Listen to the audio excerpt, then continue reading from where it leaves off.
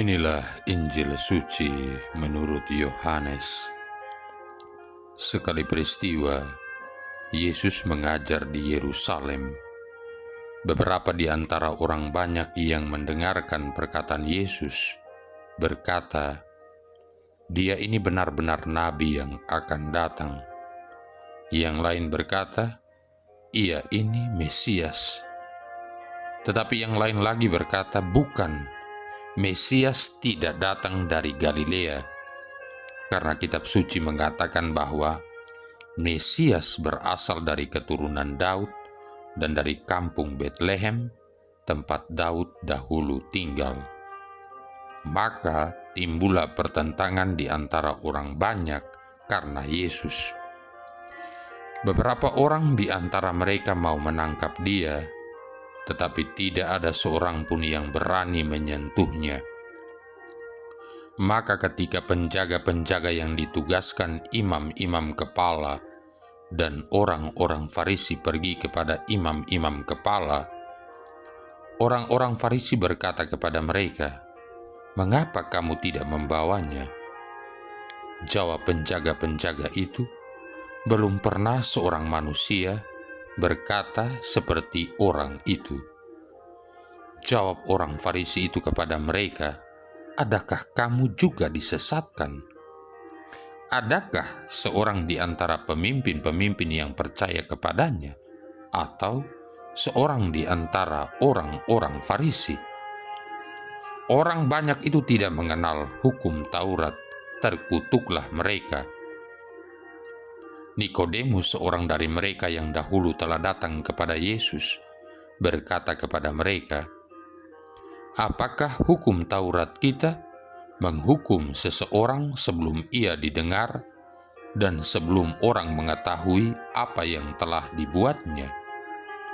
Jawab mereka, "Apakah engkau juga orang Galilea? Selidikilah kitab suci dan engkau akan tahu bahwa tidak ada nabi yang datang dari Galilea."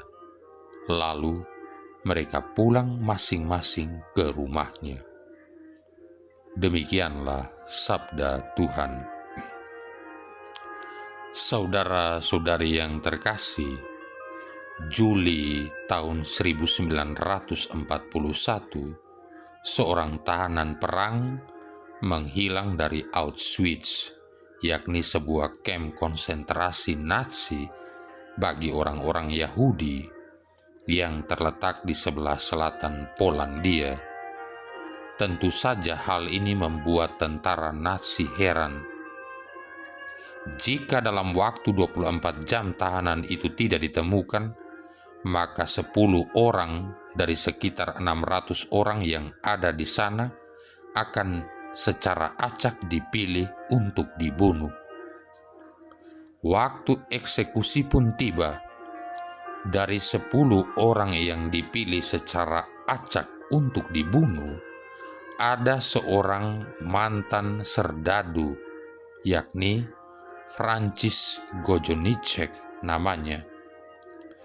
Ketika menerima hukuman itu, Gojonicek berteriak, "Oh anak-anakku dan istriku yang malang." Lalu muncul keributan. Seorang pria yang dikenal suka membagi makanannya, ringkih, dan suka membimbing orang lain untuk mengucapkan doa pengakuan dosa tampil ke depan.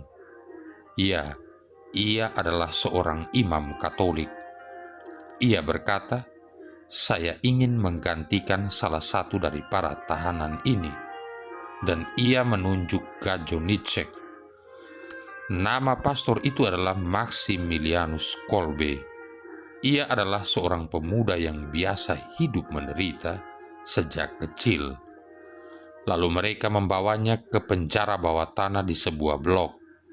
Di sana para tahanan disiksa dengan cara tidak diberi makan dan pakaian yang layak.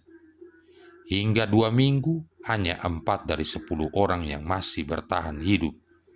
Dan Pastor Kolbe meninggal terakhir di hari ke-15 setelah disuntik mati. Tentang kepahlawanannya, hidupnya, dan kasihnya, Paus berkata, berjuta-juta orang telah dikorbankan oleh kesombongan dari kekuasaan dan kegilaan rasialisme. Namun di tengah-tengah kegelapan tersebut, bersinarlah toko Maximilianus Kolbe.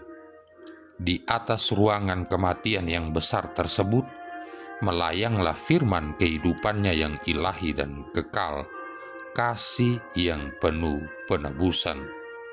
Santo Maximilianus Maria Kolbe mengajarkan bahwa siap menderita untuk kebaikan orang lain itu membahagiakan. Saudara-saudari yang terkasih, bacaan-bacaan suci hari ini dari kitab Yeremia bab 11 ayat 18-20 dan Injil Yohanes yang barusan kita dengar bab 7 ayat 40-53 berbicara kepada kita tentang nilai rohani dari penderitaan. Nabi Yeremia mengalaminya ketika nyawanya terancam di Anatot. Tuhan memanggilnya untuk bernubuat di tengah umatnya yang sudah tidak memperhatikan keadilan sosial di antara mereka. Nabi Yeremia muncul untuk meluruskan hidup mereka, tetapi usahanya nyaris gagal total. Dia dianiaya. Tuhan sendiri memperlihatkan perbuatan jahat umatnya kepada Yeremia untuk diketahui. Di saat seperti ini, Yeremia mengingat kembali pengalaman masa lalu, dan Tuhan mengingatkannya bahwa dulunya dia pernah seperti anak domba jinak yang dibawa untuk disembelih, atau seperti sebatang pohon yang hendak dibinasakan sekalian dengan buah-buahnya. Tentu saja bagi Yeremia, semua ini adalah nubuat dari atas, tetapi sedang dialaminya secara nyata dalam hidupnya. Pengalaman penderitaan bukan hanya sekedar nubuat yang diwartakannya, tetapi sedang dihayatinya dalam iman. Apa yang diungkapkan menjadi sempurna dalam penghayatan. Pengalaman Yeremia juga menjadi pengalaman Yesus. Orang-orang mempertentangkan identitasnya sampai menyelidiki kitab suci. Perdebatan yang terjadi adalah apakah Yesus sungguh-sungguh Mesias, Nabi yang akan datang atau bukan. Mengapa dia orang Galilea tetapi berlaku seolah-olah dia adalah Mesias? Padahal Mesias haruslah berasal dari keturunan Daud di tanah Betlehem. Semua ini bertumbuh menjadi niat jahat untuk menangkap dan membinasakan Yesus. Namun di antara mereka ada juga yang masih percaya bahwa Yesus sungguh-sungguh Mesias dan Nabi yang akan datang. Saudara-saudari yang terkasih, Yeremia dan Yesus mewakili banyak orang yang diutus Tuhan untuk membawa umatnya ke jalan yang benar. Nubuat dan pengajaran diberikan kepada umatnya, tetapi yang ada adalah situasi pertentangan dan kekacauan. Rencana jahat untuk membasmi orang benar pun dilakukan. Yeremia dan Yesus sama-sama mengalami ancaman pembunuhan. Hal yang kiranya menjadi tanda kehebatan Yeremia dan Yesus adalah mereka tidak takut dan gentar. Mereka taat pada kehendak Bapa di surga. Yeremia banyak mengalami penderitaan, tetapi membawa banyak orang kembali ke jalan yang benar.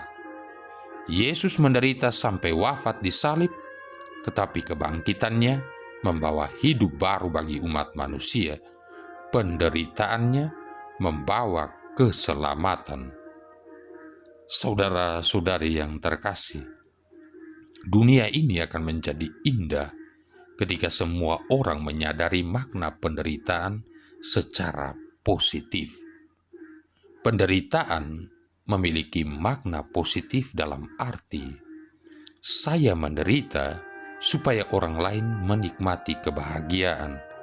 Saya menderita supaya orang lain dapat memiliki nilai kehidupan. Yesus melakukannya ketika dia mengikuti kehendak Bapa dengan memikul salibnya. Salibnya menguduskan dunia.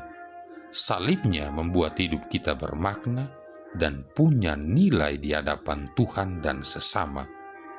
Betapa berharganya diri kita sehingga Yesus sendiri menebusnya dengan darahnya yang mulia dan tubuhnya yang kudus. Marilah berdoa. Allah Bapa yang Maha Murah Hati, bimbinglah kiranya hati kami, sebab kami sadar bahwa tanpa Engkau kami tak dapat hidup baik. Dengan pengantaran Yesus Kristus Putramu Tuhan kami, yang bersama dengan Dikau dalam persatuan Roh Kudus hidup dan berkuasa, satu Allah sepanjang segala masa. Tuhan memberkati kita sekalian, Bapa, Putra, dan Roh Kudus.